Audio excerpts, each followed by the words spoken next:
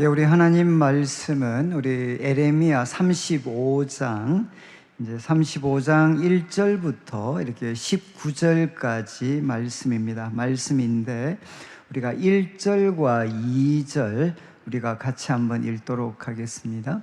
1절과 2절 우리 한 목소리로 같이 한번 읽겠습니다. 유다의 요시야 왕의 아들 여호야김 때 여호와께로부터 말씀이 에레미야에게 임하여 이르시되 너는 네갑 사람들의 집에 가서 그들에게 말하고 그들을 여호와의 집 한 방으로 데려다가 포도주를 마시게 하라 하시니라. 아멘. 예, 저희들이 이제 계속해서 에레미야서 후반부를 저희들이 새벽 기도의 시간에 지금 이제 다루고 있는데 오늘 우리가 에레미야 35장 말씀을 이제 우리가 함께 생각하게 됩니다. 그런데 이제 선지서는 이제 여러분들이 좀 대하실 때 좀 생소하기도 하고 또 좀 역사적인 배경을 잘 알지 못하면 좀 어렵게 보이는 이제 부분들도 이제 많습니다. 또 에레미야서 같은 경우는 특별히 이제 긴 그런 이제 긴 선지서기 때문에 이제 여러분들이 기억하실 때 이제 30장, 31장, 이제 30장과 31장은 이제 에레미야서에 있어서는 하나님께서 앞으로 바벨론에게 멸망할 이 에루살렘과 유다 그리고 이스라엘을 하나님께서 놀랍게 이제 회복을 시키실 거다. 지금은 이들이 망하지만 그러나 하나님께서 이들을 놀랍게 이제 회복시키시고 구원하실 거다. 그러면서 이제 신약 성경과 관련해서 구약에서 가장 중요한 본문이라고도 이야기할 수 있는 에레미야 31장 후반부에 보면 하나님께서 새 언약을 맺으시겠다. 내가 이들과 새 언약을 맺으시겠다라는 약속을 하시게 됩니다. 그리고 이 새 언약은 이제 예수님을 통해서 성취되어지게 됩니다. 그래서 너희 하나님의 법을 마음에 새기고 또 너희들의 모든 불의를 하나님이 용서해 주시는, 그래서 새 언약의 날이 올 거다. 그래서 30장과 31장은 이제 바벨론에게 이스라엘이 멸망당하겠지만 이것이 끝이 아니고 하나님이 준비하신 구원의 날, 회복의 날이 올 거다라는 이제 말씀을 전하게 됩니다. 그리고 32장과 33장은 내용이 뭔가 하면 지금 에레미야가 이제 예루살렘이 멸망하는 것을 목전에 두고 지금 이제 에레미야는 시위대 뜰에 갇혀 있습니다. 시위대 뜰. 왜냐하면 이제 바벨론이 포위하고 있는데 나가서 한 마음으로 싸워야 돼요. 싸워도 부족할 텐데 에레미야는 뭐라고 전했느냐? 하나님 바벨론에게 항복을 해라. 이것이 너희의 살 길이다. 왜냐하면 지금 하나님께서 너희들과 또 너희 조상들의 죄 때문에 결국은 이 바벨론에게 함락되는 것은 피할 수가 없기 때문에 지금이라도 바벨론에게 항복을 하는 것이 살 길이다.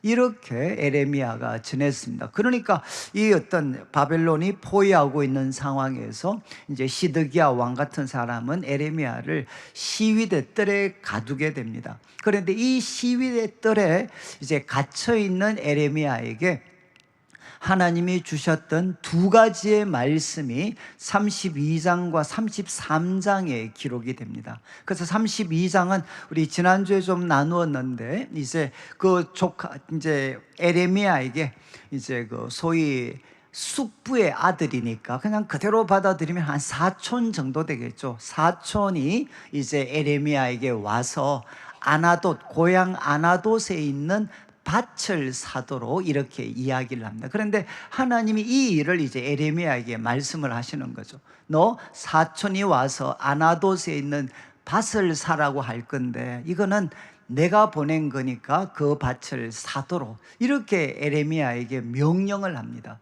그러니까 이제 에레미야가 순종은 하지만 하나님이 도대체 무슨 일입니까? 하나님께서 지금 예루살렘 그리고 이스라엘은 바벨론에게 바로 함락이 될 거고 이제 멸망당할 거다. 이렇게 말씀을 하셨는데 망할 예루살렘, 또 망할 그 어떤 유다에 있는 땅들을 보고 지금 내보고 또 밭을 사라, 이건 무슨 말씀입니까?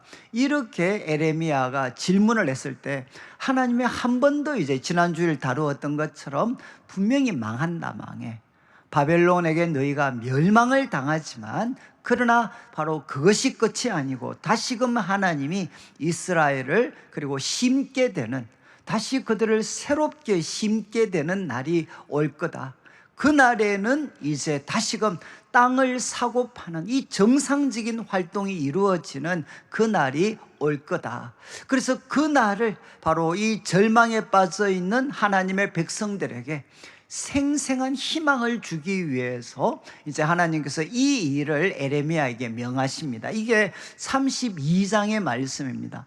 그리고 33장은 이제 두 번째 주신 말씀인데 유명한 구절이죠. 우리가 보통 333이라 그러잖아요. 혹시 들어보셨나요? 333. 뭐 기도 운동 그러면서 333. 이게 어디서 나왔느냐? 에레미야 33장 3절. 너는 내게 부르짖어라, 내가 내게 응답하겠고 네가 알지 못하는 크고 비밀한 일을 행할 거다. 그리고 하나님은 누구시냐? 일을 만드시고 일을 지어 성취하시는 분이 이제 말씀을 하시는 거죠. 너는 내게 부르짖어라, 그러면 반드시 응답해 주겠다. 그래서 에레미야가 이 말씀에 의지하여서 하나님께 부르짖었을 때 한 번 더 이제 이 에레미야에게 이스라엘과 예루살렘에 놀라운 구원이 주어질 것에 대해서, 그리고 이제 하나님께서 세우신 왕과 제사장이 절대로 패하여지지 않을 것에 대해서 이제 하나님께서 말씀을 하시게 됩니다. 이게 이제 33장입니다. 그런데 34장과 35장은 하나의 묶음이라고 생각을 하시면 돼요. 뭔가 하면 34장에 무슨 내용이 기록이 되었느냐? 자, 지금 이제 바벨론이 예루살렘을 포위를 했습니다. 포위를 했는데 그때 시드기야 왕이, 여러분 지금 바벨론이 포위를 했고 나라가 위태로운 상황이 되니까 그때 이제 이 시드기야 왕이 하나님께서 율법에 정하신 대로 내가 안식년을 실행해야 되겠다. 무슨 말인고 하면 노예들에게 자유를 선포해 주게 됩니다. 에레미야가 지금 이 예루살렘을 지금 포위하고 있는데 이 포위당한 이 예루살렘에 있는 노예들, 그 노예들을 이렇게 풀어주게 됩니다. 그래서 하나님이 기뻐하시는 행동을 시드기야 왕이 하게 됩니다. 그런데 이제 이렇게 놀라운 일들을 감당을 했는데, 그런데 하나님께서 그 일을 기뻐하셨겠죠. 그래서 바벨론이 일시적으로 물러나게 됩니다. 여러분 지금 이 예루살렘에 있는 모든 노예들을 풀어주고 때로는 부채도 탕감해주고 이런 하나님이 기뻐하시는 일을 했을 때 바벨론이 일시적이지만 물러나게 돼요. 포위한 것을 풀어주게 됩니다. 그때 어떤 일이 생겼느냐? 바로 이게 딱 풀어줬을 때 한번 34장, 여러분 34장에 이제 여러분들이 어느 구절을 보시는가 하면 34장 11절을 한번 보시면 좋겠습니다. 11절. 그래서 모든 고위간직에 있는 사람들이 합의를 해서 노예를 풀어줍니다. 그런데 11절 후에 그들의 뜻이 변하여 자유를 주었던 노비를 끌어다가 복종시켜 다시 노비로 삼았더라. 무슨 말씀인지 아시겠습니까? 정말 이제 바벨론에게 포위가 당하고 이렇게 긴박한 상황일 때 그때 이 사람들이 하나님의 참 뜻을 실천하려고 그래서 노예들을 다 풀어주고 그래서 지도자들도 일에 다 동참을 했습니다. 그런데 바벨론이 이제 퇴거를 한 거죠. 물러나게 된 거죠. 물러나게 되니까 어떻게 됐느냐? 지도자들이 마음이 바뀌었다는 것. 그래서 풀어주었던 노예들을 다시금 노예로 삼아버리는 일들이 일어나게 되고, 그래서 34장 후반부 내용은 뭔가 하면 고대 사회 언약은 무엇이냐? 생명을 걸고 맺는 약속입니다. 생명을 걸고. 그래서 어떻게 하는 거냐면 언약을 맺을 때 짐승을 죽여가지고 사체를 반으로 쪼갭니다. 사체를 둘로 이렇게 쪼개가지고 두 개로 만들어 놓고 언약의 당사자가 그 사이를 통과하는 게 언약하는 고대 언약을 맺는 방법이거든요. 이해하시겠죠? 그러니까 만약에 소가 있다 그럼 그 반틈으로 잘라요. 잘라서 양쪽으로 벌려놓고 이제는 언약을 맺는 두 사람이 그 사이를 통과합니다. 뜻이 뭐겠습니까? 이 언약을 깨트리면 지금 반쯤 짜갈라져 있는 이 동물들처럼 너희들도 그냥 다 소위 말해서 심판을 받게 된다. 이게 고대 언약 체결입니다. 그래서 하나님이 이 말씀을 그들에게 주시면서 바로 하나님과 맺었던 언약, 그리고 사람들 앞에 하나님 앞에 약속했던 걸 너희 깨트렸을 때 그 대가가 너희들에게 주어지게 될 거다. 이게 34장의 말씀입니다. 그런데 35장은 한번 1절을 보시면 시대가 달라집니다. 시대가 요시야 왕의 아들 여호야김 때, 이거는 뭔고 하면 지금 이제 예루살렘이 멸망당하기 전, 예를 들면 한 20년 전으로 다시 돌아가는 겁니다. 20년 전으로.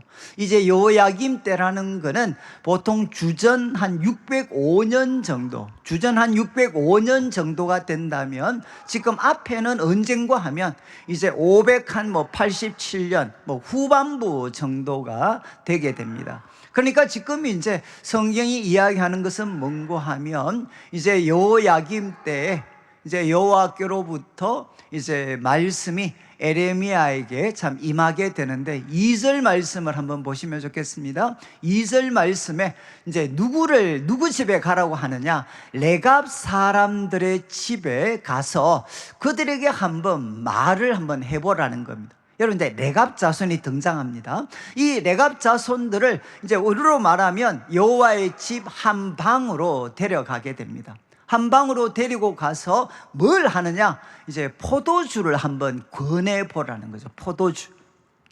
여러분, 지금 레갑 족속들이 이제 원래는 좀 있으면 나올 텐데, 이 사람들은 여러분 한 200년 가까이를 이 소위 말해서 정착하지 않고 유목 생활을 했던 사람입니다. 유목 생활.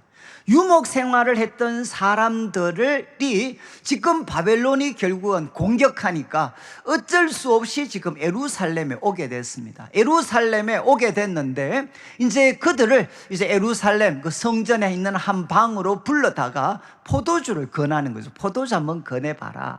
자, 3절을 보시죠.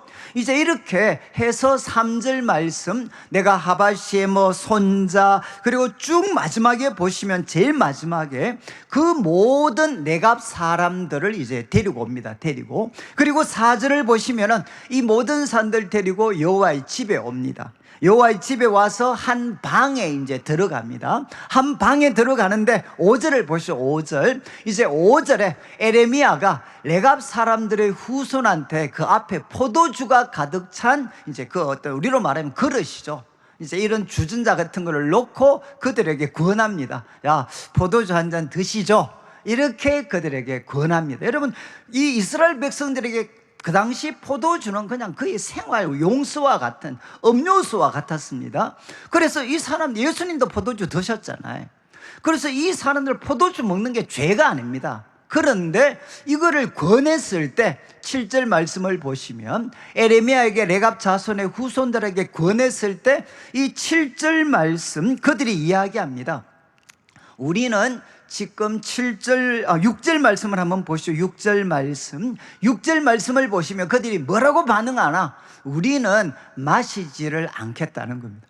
포도주 권하는데, 그리고 다른 사람들 다 마시는데 지금 우리는 안 마시겠다는 거죠. 이유를 뭐라고 설명하느냐? 레갑의 아들 우리 선조 요나답이 우리에게 명령을 해서 너희와 너희 자손은 영원히 포도주를 마시지 마라. 자, 그다음 7절도 보시오. 7절. 포도주 못 마시겠고요. 두 번째, 집도 짓지 마라. 그리고 파종도 하지 말고 포도원을 소유하지도 마라. 대신 어떻게 사느냐? 평생 동안 장막에 살아라. 그러니까 농사 짓는 생활을 하지 말고 여러분 그냥 유목 생활. 장막 텐트에 평생 살도록 후손들에게 그렇게 명령을 했다는 겁니다. 그리하면 이제 요나답이 뭐라고 했는가 하면 너희가 머물러 사는 땅에서 너희 생명이 길 거다. 누가 이야기했느냐? 조상 요나답이 이렇게 200년 전에 명령을 했다니.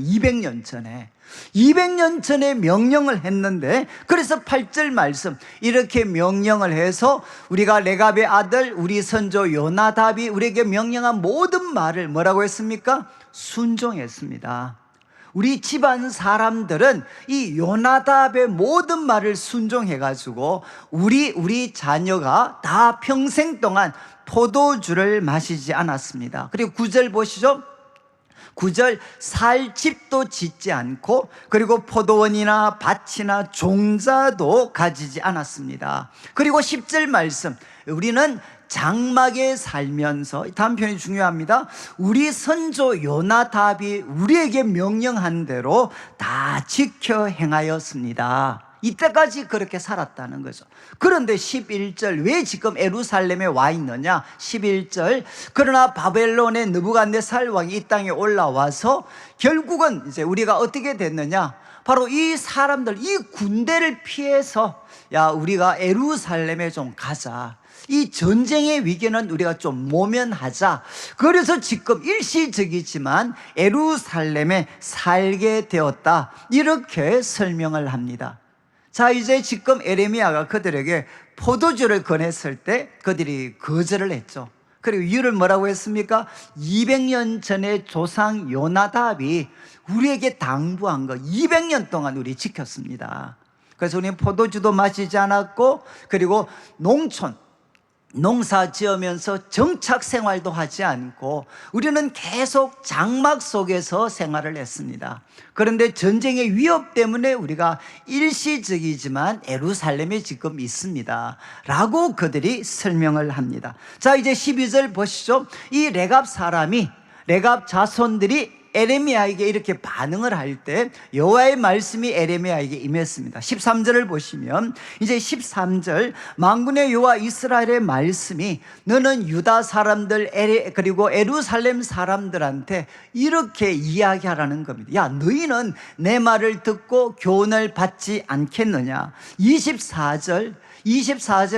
14절에 레갑의 아들 요나답이 자손들에게 포도주 마시지 마라. 그리고 또 이렇게 이렇게 텐트에서 살아라. 농사 짓지 마라. 이런 말들은 다 실행에 옮겨졌는데, 그런데 하나님은 이스라엘 백성들을 향해 오늘날까지도 끊임없이 그들에게 말씀을 전했지만 14절 마지막을 보시면 순종하지 않았다. 그리고 15절도 이야기합니다. 내가 내 종 모든 선지자를 너에게 보내고 끊임없이 보내면서 이 악한 길에서 떠나라. 그러면 바로 너희들이 이 땅에서 살게 해주겠다라고 이야기했지만 15절 마지막에도 같은 말이 반복이 됩니다.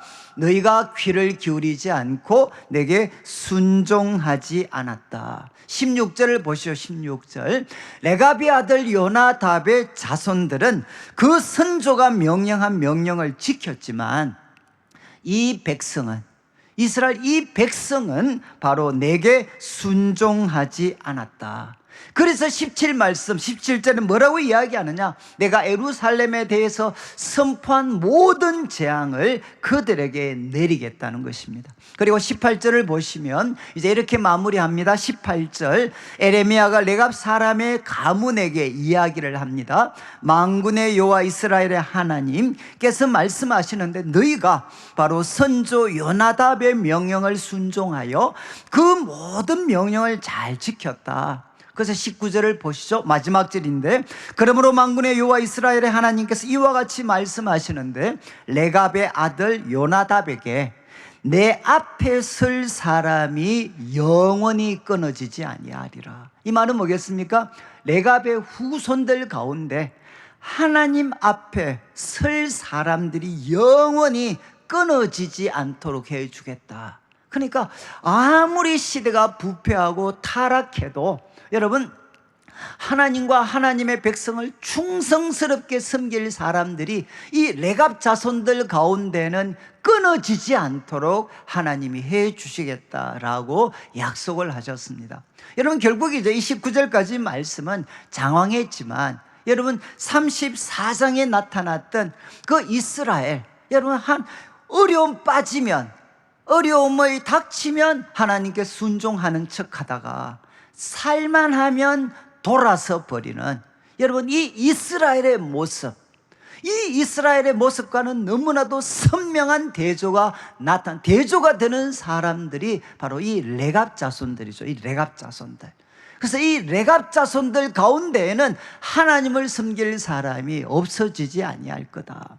자, 그런데 여러분 좀 궁금하시지 않나? 이 명령, 이렇게 후손들을 향해 명령했던 이 요나답이라는 사람이 누군가? 도대체 어떤 사람인가? 그리고 또 그 후손들은 왜 이 요나답의 말을 그렇게 깊이 있게 받아들였을까? 여러분 이제 한 구절만 찾아보고 우리 좀 이제 마무리를 하겠는데, 열왕기하, 지금 자막은 좀 바쁠 것 같고, 열왕기하 우리가 10장, 열왕기하 10장 15절부터 17절 한번 성경을 한번 찾아보시죠. 이 구절은 한번 찾아보시는 게 좋을 것 같아서, 여러분 이 레갑 자손은 성경에서 가장 이제 모범으로 이렇게 하나님을 충성스럽게 섬긴 사람, 그러면 대표적으로 꼽는 가문이 이 레갑 자손입니다. 레갑 자손. 그런데 이 레갑 자손, 특별히 이 요나답이 누구였는가? 여러분 15절을 한번 보시죠. 이제 에후, 혹시 우리 2부 3부 예배 때도 이 에후가 등장했죠. 아합, 우상 숭배, 소위 말해서 우상 숭배 전성기가 아합 왕조입니다. 아합 왕조. 그런데 그 아합 왕조를 하나님의 이름으로 숙청했던 사람이 에후입니다. 에후. 자, 이 에후가 여기서 등장합니다. 이제 15절에 이제 이 에후가 거기에서 떠나서, 여러분 지금 이 아합 가문을 이제 소위 멸하는 데 있어가지고 지금 거기서 떠나가다가 누구를 만납니까? 바로 레갑의 아들 여호나답. 이게 바로 지금 오늘 본문에 등장하는 사람입니다. 그 후손 요나답, 이게 여기는 여호나답으로 우리가 번역이 되어져 있어요. 여러분 지금 에후가 누구를 만나나? 바로 레갑의 아들 여호나답을 만납니다. 그리고 에후가 뭐라고 이야기하느냐? 야, 지금 너의 마음이, 내 마음이 너 마음을 향하여 진실함과 같이 너 마음도 진실하냐? 여러분 지금 에후가 이 레갑의 아들 요나답 보고 뭐라고 이야기하느냐? 야, 내 마음은 네 마음을 향해 있다. 너 마음도 나를 향해 있느냐? 그러니까 요나답이 나도 그렇습니다. 그러니까 마지막을 보시면 에후가 나와 손을 잡자, 그러면서 그를 에후가 타고 있는 왕의 병거에다가 지금 이 요나답을 태우게 됩니다. 그리고 이제 16절 잘 보시죠. 나와 함께 가서 여호와를 위한 나의 열심을 보라 하고 이에 자기 병거에 태우고, 17절 사마리아에 이르러, 이건 북쪽 이스라엘의 수도입니다. 수도 사마리아에 이르러 거기 남아있는 바 아합에게 속한 자들을 죽여 진멸하였는데 여호와께서 엘리야에게 이르신 말씀과 같이 되었다. 여러분 지금 여기 등장하는 레갑의 자손, 지금 이 요나답은 어떤 인물이죠? 여러분 바로 이 아합, 우상숭배 전성기였던 이 아랍 가문을 진멸시키고 하나님의 새로운 시대를 여는데 바로 에후와 하나가 되어서 새 시대를 열었던 인물이 바로 이 요나답이라는 사람입니다. 그러니까 정말 에후가, 야, 나는 정말 믿을 수 있는 사람은 너밖에 없다. 하나님을 위한 열심으로 이 우상의 세력들을 척결하는데 내가 믿고 함께 할 수 있는 사람은 너밖에 없다. 너밖에. 그러면서 이제 에후와 하나가 되어서 우상의 모든 세력들을 진멸시키는데 앞장을 섰던 사람이 바로 이 요나답이었어요. 그러면 여러분 구약 왕조 중에 가장 길었던 왕조가 에후 왕조입니다. 에후가 4대에 걸쳐서 북쪽 이스라엘을 지배하거든요. 그럼 여러분 이 정도였으면 속된 말로 에후의 오른팔이었죠. 오른팔. 여러분 에후의 오른팔이었어요. 그가 하나님을 향한 열심에 있어서 가장 신뢰할 수 있는 사람이 이 요나답이었습니다. 오른팔이어서 오른팔. 그러면 이 사람이 그 시대에 얼마나 많은 특혜와 특권을 가질 수 있었겠습니까? 그렇지 않나요? 새로운 왕국, 아합 가문을 무너뜨리고 하나님이 기뻐하시는 새로운 나라를 건설하는데 에후의 오른팔과 같은 역할을 한 게 레갑이, 이 바로 요나답인데, 그러면 그가 세상적인 관점에서 얼마나 많은 권력과 돈과 명예를 가질 수가 있었겠습니까? 그런데 이 요나답이 후손들에게 뭐라고 이야기했느냐? 여러분, 소위 권력의 중심에 섰던 사람이죠. 하나님을 향한 뜨거운 사랑 때문에 새로운 시대를 건설을 했고, 그리고 그는 권력의 정점에 있었던 인물이 바로 이 요나답입니다. 그런데 그가 후손들에게 무엇이라고 당부하느냐? 야, 너희들 포도주 마시지 마. 여러분, 포도주 마시지 마. 그리고 이야기합니다. 야, 농사 짓지 마. 이건 뭐겠어요? 정착 생활하지 마. 땅 많이 가지지 말고, 그리고 포도원 키우고 이렇게 해서 이 정착 생활, 농경 사회에 젖어들지 마. 그냥 아브라함, 이삭, 야곱처럼 그냥 유목 생활에 유목 생활. 여러분, 이렇게 집도 짓지 말고 그냥 텐트 속에 가면서 유목 생활해. 이유는 무엇이겠습니까? 농경 사회에 깊이 젖어들면 어떻게 되느냐? 이 바알 숭배로부터 자신을 지키기가 너무 어렵다는 거. 이해하시겠습니까? 여러분, 바로 하나님을 사랑하는 열심 때문에 새로운 이스라엘을 건설했던, 그래서 그 권력의 정점에 들어있던 인물이 바로 이 요나답이었는데, 그가 후손들에게 당부했죠.